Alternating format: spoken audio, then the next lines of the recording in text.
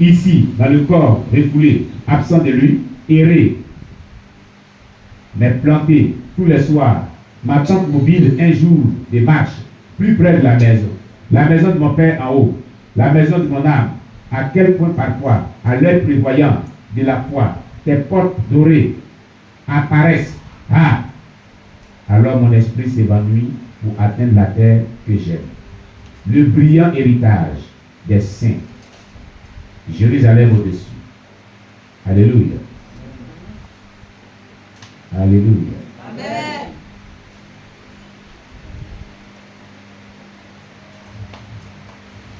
La maison de mon âme, combien proche de l'œil prévoyant de la foi. Alléluia. Mes amis, au lieu du feu de la vie, elle a faim, péril et douleur indescriptible. Je me suis laissé tomber et je me suis efforcé de prier. Mais je ne pouvais pas vraiment dire un mot à ma grande stupéfaction avant d'ouvrir les yeux. Madame Émilie était partie.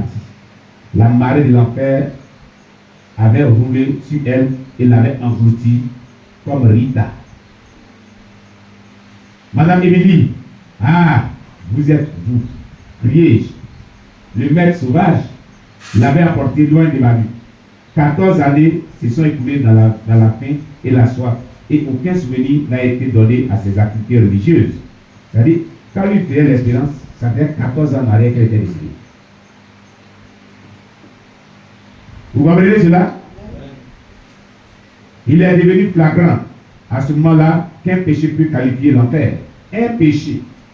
Un seul péché peut envoyer l'enfer. Et c'est ça a été son problème.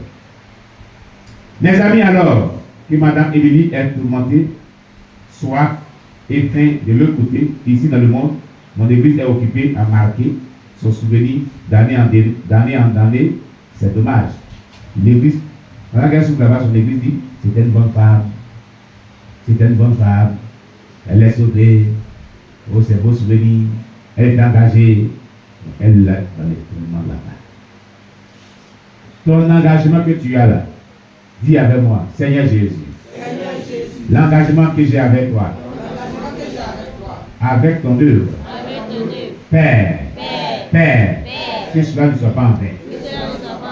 Je ne veux pas que le résultat soit l'enfer, mais bien au contraire, le paradis, au nom de Jésus. C'est pourquoi tout ce que l'ennemi fait pour que j'utilise ma vie en enfer est vaincu, est détruit, est anéanti.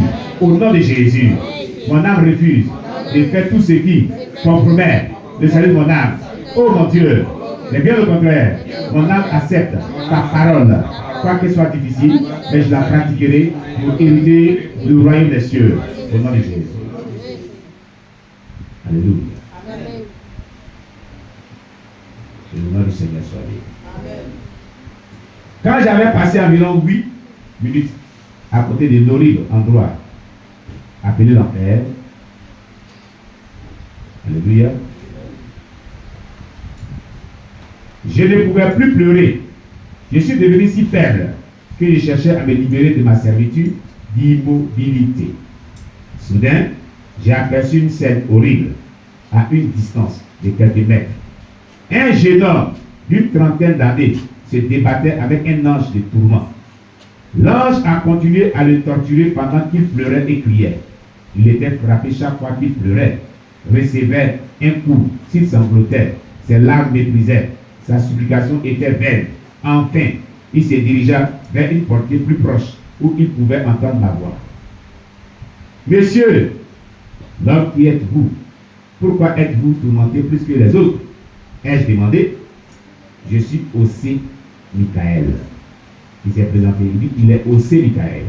Il y a quelques années, un livre reconnaît l'histoire de l'enfer avec une précision indélébile et une réalité corroborée. Mais mon faible esprit en doutait. Ma fragilité appelait cela de la folie. Un livre qui présentait l'enfer qu'on appelle la Bible, lui était présenté. Il a douté de la Bible. Il n'a pas cru à la Bible. Il a méprisé la Bible. Il a beaucoup aussi méprisé la Bible à l'aide des obéissances à la parole de Dieu, quoi qu'il soit chrétien. quand on les prêche la parole de Dieu, ils n'acceptent pas